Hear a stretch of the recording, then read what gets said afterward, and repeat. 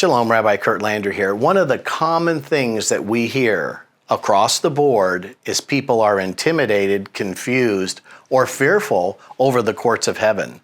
And realistically, for most of you, you've been in the courts of heaven with our Father who art in the courts of heaven, and hallowed be thy name.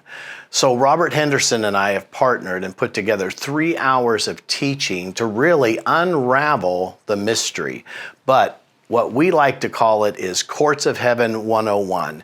We actually go into the different phases of teaching the courts of heaven. And by the time you're done with this 3 hours of teaching, and register and get the free teaching materials and actually follow along with us, you will not only feel comfortable in the courts of heaven, but we have really designed this teaching to be able to bring Robert's really, I think, superior courts of heaven teaching and my teaching on covenant together.